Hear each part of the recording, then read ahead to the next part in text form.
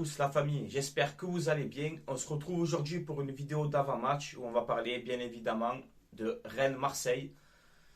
Voilà, c'était un match très très important pour le reste de la saison. Voilà, on va un peu parler de ça. On va parler aussi en deuxième sujet pourquoi c'est un match important et en troisième sujet un peu des rumeurs mercato. Et en fin de vidéo, un petit coup de gueule, tu vois. On va faire ça tranquillement. Alors voilà, Rennes-Marseille, les gars. Match crucial hein, pour l'OM. Donc voilà, j'ai fait une composition d'équipe. Dédicace à Manuel de la Paillade. Hein. Merci de m'avoir aidé pour faire cette compo. Alors voilà, les gars, je vais vous la mettre juste ici. Alors on a pris cette décision. On a fait la compo à deux avec un cousin à moi. Et je vais vous expliquer pourquoi j'ai fait ces choix-là. Donc je mets Mandanda dans les buts. 4-3-3, hein. Mandanda dans les buts. Rongier, Saliba, Kaletatsar, Luan Pérez. Un milieu à 3 avec Camara, Guendouzi et Gerson un peu plus haut. En 10, tu vois, pour remplacer Payet, justement. Et une attaque à 3 avec Harit, Dieng et Ender. Voilà, donc moi je ferai ces choix-là, personnellement. Pourquoi? Ben Gerson, je le mets en 10, successeur de Payet. Hein. Voilà, je pense qu'il n'y a pas de... Pour moi, ce poste lui irait bien. Voilà, donc je préfère le mettre dans cette position-là. Je préfère mettre Rongier à la place de Lirola. Voilà. Et Harit, ben, qui est frais hein, pour Rennes. Donc voilà, il faut le faire jouer titulaire. Et pourquoi Dieng à la place de Milik? Ben, Dieng, il reste sur une bonne performance face à Lorient. Un but, une passe décisive. Et aussi, Milik, dans quelle forme il est? Je sais pas. Tu vois, dans quelle forme il est, Milik, j'en sais rien. Donc je préfère mettre Bamba Dieng. On va jouer à Rennes. On peut sûrement aussi jouer des contre-attaques, tu vois, dans ce match-là. Donc je préfère mettre Dieng qui est rapide. Voilà, donc c'est pour ça que je fais cette compo-là. Voilà, ensuite, je ne sais pas si vous avez vu aussi la victoire de Nantes. Voilà, mercredi, Nantes a battu Rennes 2-1. Donc c'est très bien pour l'OM, on garde toujours nos 6 points d'avance, tu vois. Donc ça c'est très bien. Merci Nicolas Palois. Merci beaucoup Nicolas. Voilà, tu nous as régalé. Et bravo à Nantes. Voilà, franchement merci beaucoup. Donc voilà, match important hein, pour l'Olympique de Marseille. Donc on va passer directement au deuxième sujet. Hein. Alors pourquoi c'était un match important? Pour moi, je vais dire c'est pas le dernier gros match de la saison parce que ça dépend du score que tu fais contre Rennes. Contre Strasbourg, il va falloir quand même les 3 points. Donc voilà. Moi, je me dis, Rennes a joué mercredi. Tu vois, là, on joue samedi. Donc, niveau récupération, tu es au-dessus. Tu vois, tu as des jours de plus de récupération. Donc, je pense que ça peut jouer aussi. Et la pression, les gars. La pression pour ce match, c'est pour Rennes. Hein. C'est pas pour nous. Hein. Rennes, ils sont à 6 points. Donc voilà, pour moi, la pression, elle sera plus du côté rennais. Tu vois. Mais voilà, c'est un match hyper important. Il reste 2 journées. Alors, je te mets le classement. Donc, tu es toujours bon, deuxième avec 68 points. Rennes, je vous ai dit, à 6 points. Voilà, il n'y a que Monaco qui sont là, qui nous collent. Hein. Voilà, Monaco, il nous colle. Donc, moi, je pense honnêtement que si tu gagnes à Rennes, pour moi, cette deuxième place, elle est pour toi. Pourquoi? Parce qu'ensuite, contre Strasbourg, même si tu fais match nul au Vélodrome, même si tu fais match nul, tu es deuxième. Donc pour moi, le match le plus important, c'est contre Rennes, samedi. Voilà, c'est le match le plus important. Il va falloir se donner à fond, encore une fois, les gars, ne rien lâcher, se battre jusqu'au bout. Et si on arrive à prendre les 3 points là-bas, franchement, c'est la cerise sur le gâteau. Voilà, les gars. Petite mise au point aussi. Je ne sais pas si vous le savez, mais Saliba suspendu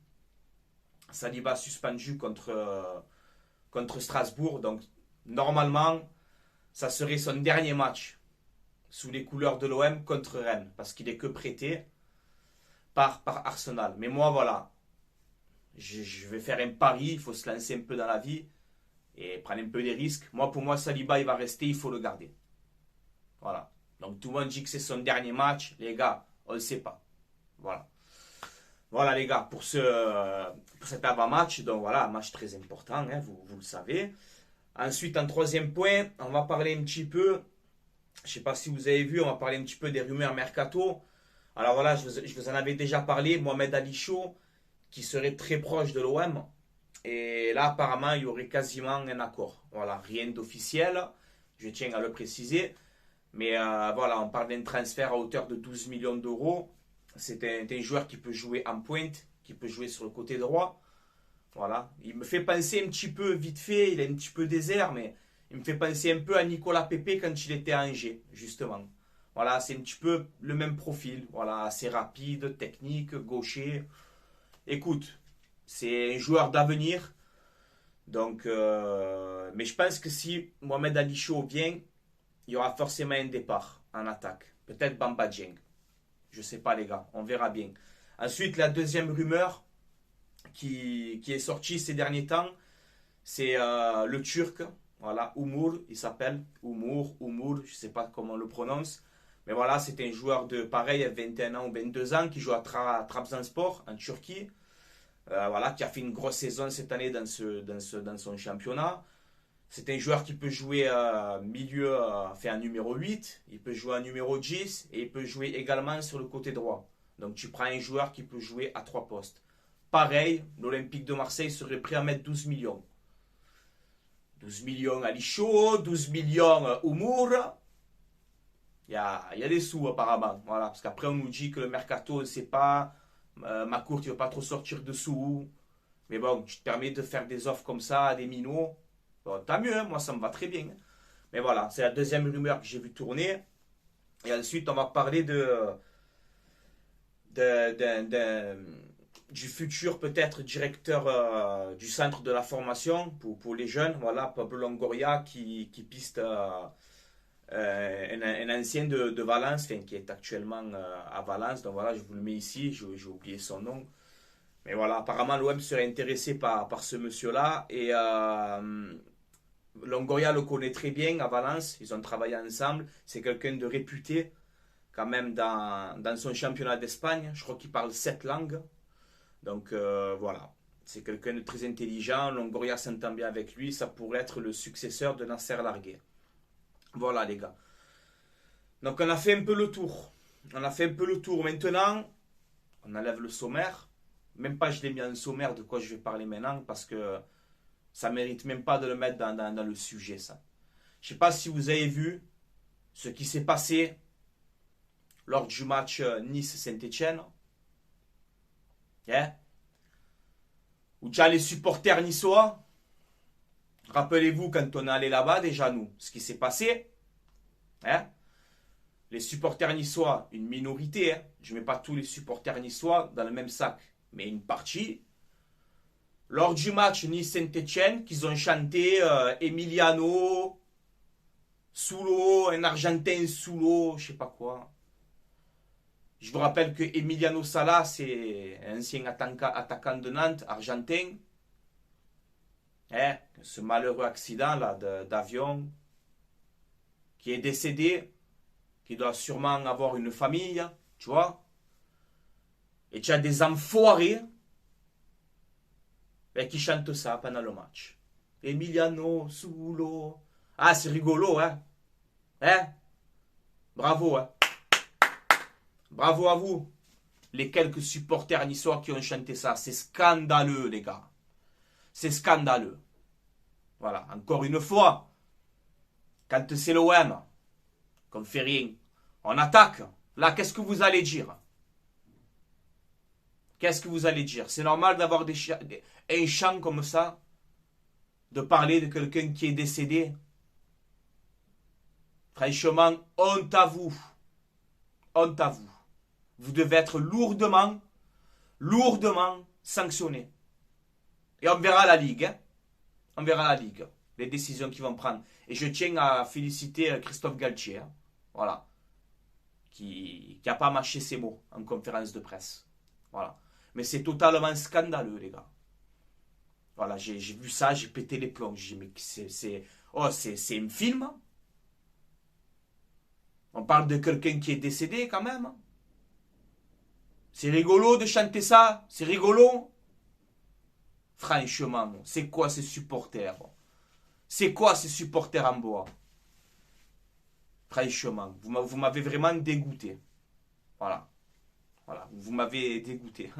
Voilà, de toute façon, depuis le match où on s'est fait canarder là-bas, où c'était le bordel, je vous ai mis dans la catégorie, dans le football, des clubs rivaux. Hein. Vous faites partie vraiment maintenant, vous êtes mon club rival. À savoir si vous n'allez pas dépasser le PSG tellement avec les actions que vous faites.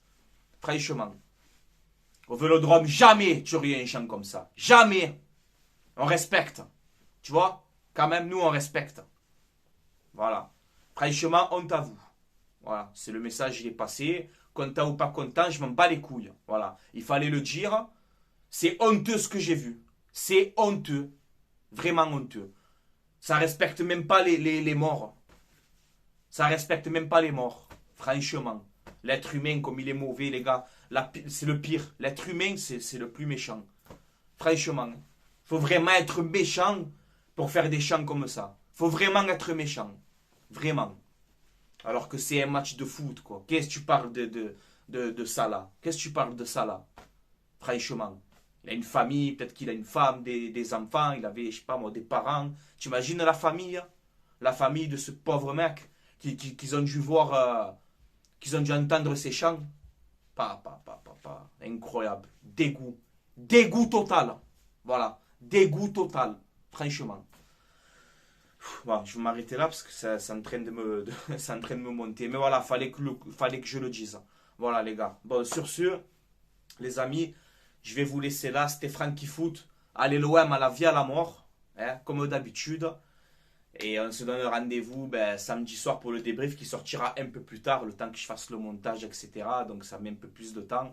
Mais voilà les gars, on se retrouvera samedi soir pour le débrief de Rennes-Marseille en espérant la victoire. Et objectif, encore une fois, objectif Ligue des Champions. Objectif, deuxième place. On peut le faire, on a les capacités. Il reste 2 journées, tous derrière l'OM. Tous derrière l'OM les gars. Jusqu'au bout, jusqu'à la fin. Voilà les gars.